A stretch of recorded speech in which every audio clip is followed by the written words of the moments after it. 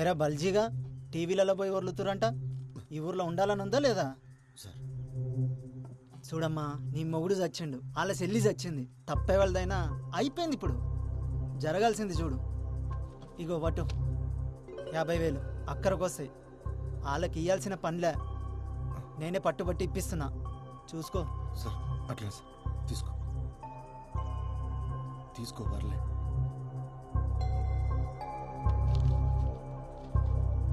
వస్తా సార్.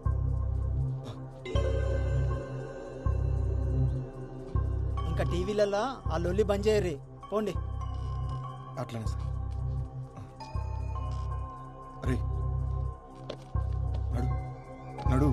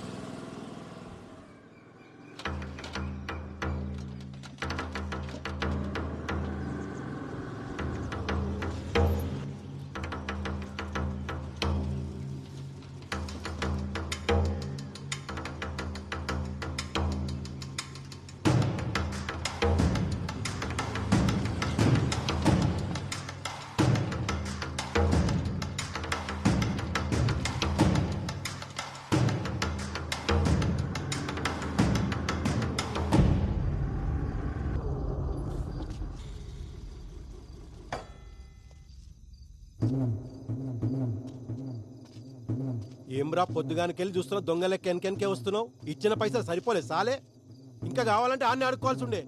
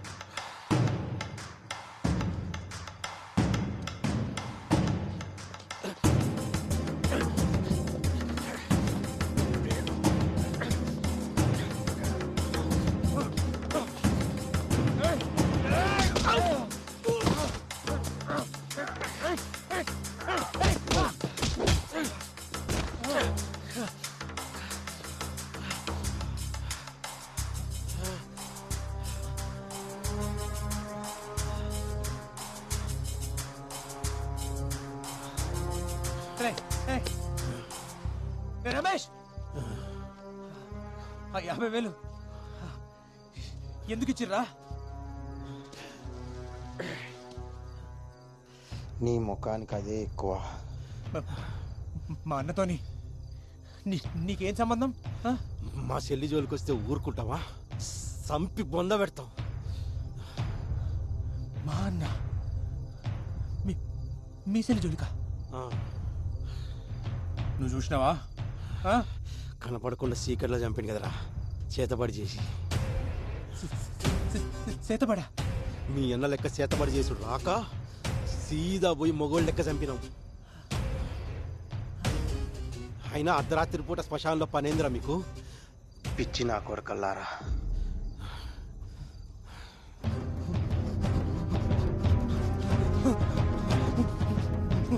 మోహన్ చెప్పండి, నా ముందర చెప్తారా?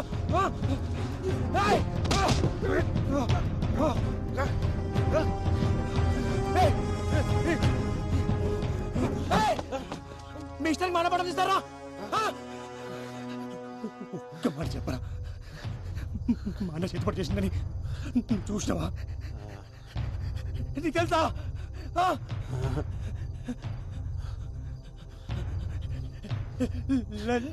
చెప్పారా? అనుమానంతో అనుమానంతో సప్పుడు ఇందిరా.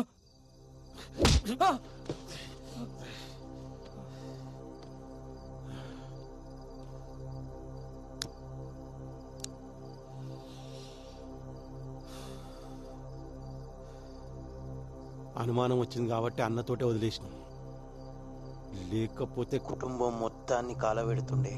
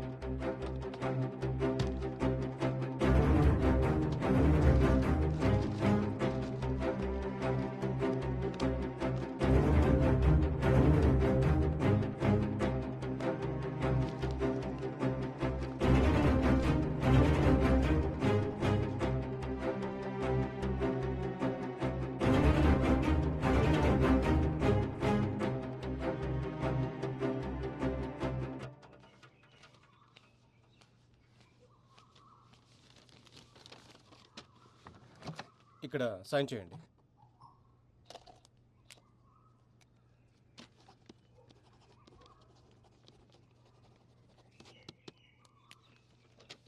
మీకు కేసు వేయడంలో నేను హెల్ప్ చేయగలను, కానీ వాళ్ళకు ఎగనెస్ట్గా వాదించలేను. సారీ అండి.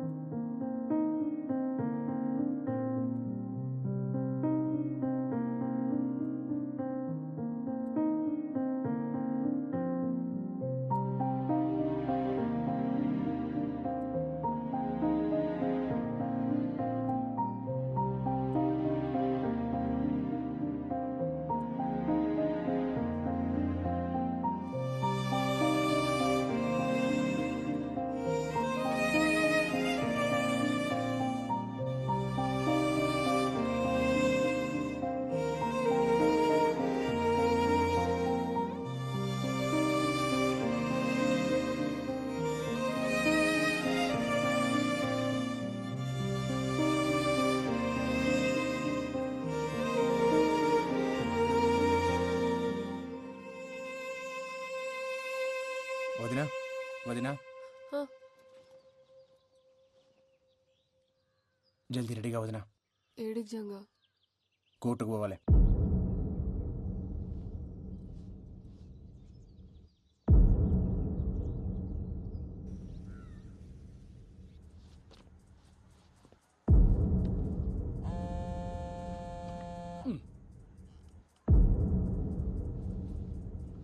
Case number 2401. జంగయ్య ఎవరు? సార్ నేను చెప్పు, మీ లాయర్ ఎవరు? లాయర్ లేరు సార్. ఇదొకటి మధ్యలో. మీరు ఒప్పుకుంటే నేను చెప్పుకుంటా.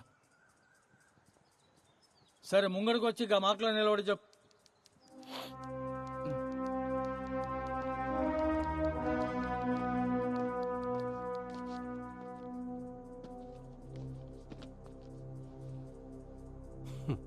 సార్ 2012 అనుకుంటా సార్, నెల్లూరు జిల్లాలో ఒక ఆయన్ని ఊరంతా కలిసి పండుగొట్టి చెట్టు కట్టి కిరసనాయలు పోసి కాలు చంపేసిర్రు. చేతబడి చేస్తుండనే అనుమానంతో కేసు పోలీస్ రికార్డ్స్లో లేదు సార్. గట్లనే 2016లో సార్, గిడనే వరంగల్ పక్కన ఒక కుటుంబం మొత్తాన్ని నాటుసారా పోసి కాల్చి చంపేశారు సార్. మళ్ళదే చేతబడి చేస్తున్నానే అనుమానంతో సార్. అందులో గిద్దిత పిల్లలు కూడా ఉన్నారు సార్. ఈ కేసు కూడా పోలీస్ రికార్డ్స్లో ఫైల్ కాలేదు సార్. గిసంటి కేసులని ఇప్పుడు మీకు ఇచ్చినా సార్.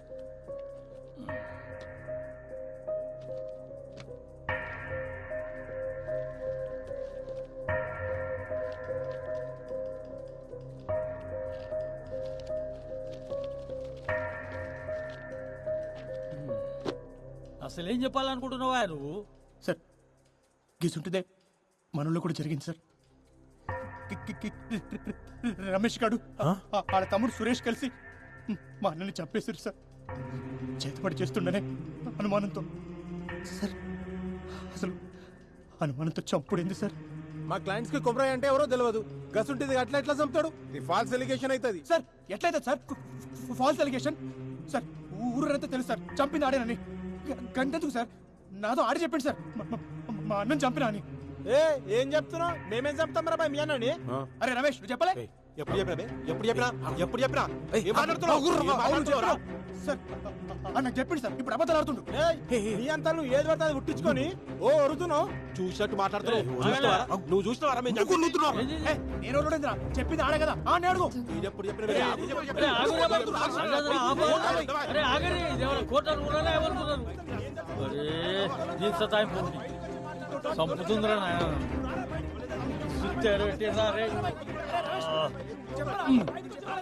Order order. అరే ఏందిరా మీరు? అరే కూర్చో.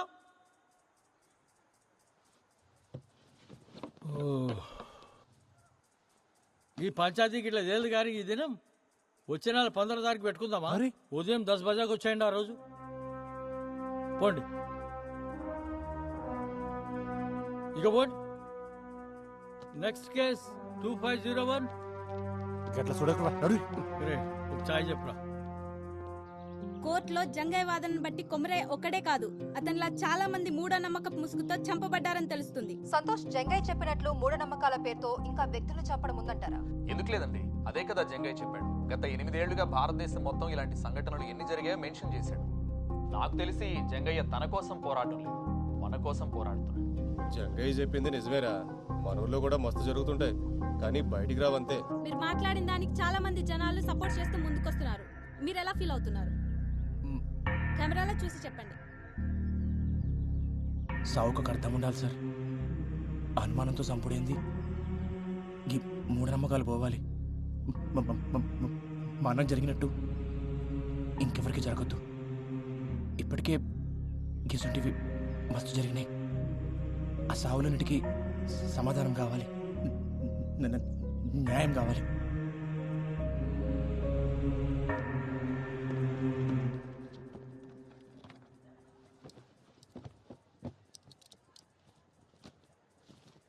Case number 2401. వచ్చిరా సార్? ఏం జంగయ్య తిన్నావా? అరే టీవీలలో మస్తు కొడుతున్నావులే. కేసు ఏడాగింది?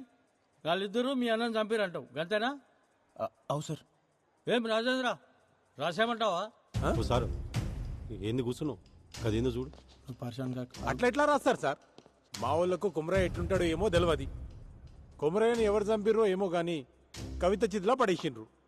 కుమరయ్య చచ్చిపోయినందుకు మాకు మస్తు బాధ అవుతుంది సార్. మా చెల్లె చితిలో పడి చచ్చిపోయినందుకు ఇంకా బాధ అవుతుంది. ఊరంతా చెప్పుకుంటారు కదా అని పుకార్లు నిజాలు కావు. నిజాలకు సాక్ష్యం కావాలి. ఉన్నదా సాక్ష్యం? ఇప్పుడు పాయింట్కి వచ్చినావు. ఏం జంగయ్య సాక్ష్యం ఉందా మళ్ళా? సార్ ఉన్న ఒక్క సాక్షి మల్లన్నే సార్. ఆ గొడవ జరిగిన దానికెళ్ళి ఆడు గాయపోయిండు. మరి భయంతో పోయిండో లేక ఆడ తన పైసలు తీసుకుని పోయిండో అర్థమైతలేదు సార్. అంటే సాక్ష్యం లేదు, కేస్ క్లోజ్, ఖతం, అయిపోయింది. క్లోజా? చెయ్యి, నువ్వే చేసుకోదా. ఇక నేనెందుకు ఈడ? Sorry sir. సార్ నా తన సాక్షులు లేరు కానీ ఒక సాక్ష్యం ఉంది సార్.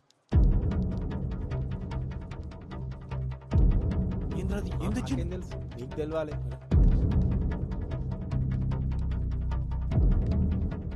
గది చూసి మీరే చెప్పారు సార్. చూడమ్మా నీ మొగుడు చచ్చిండు, వాళ్ళ చెల్లి చచ్చింది, తప్పే వాళ్ళదైనా అయిపోయింది. ఇప్పుడు జరగాల్సింది చూడు. ఇగో పట్టు 50,000 అక్కడికి వస్తాయి. వాళ్ళకి ఇయ్యాల్సిన పనిలే నేనే పట్టుబట్టి ఇప్పిస్తున్నా, చూసుకో.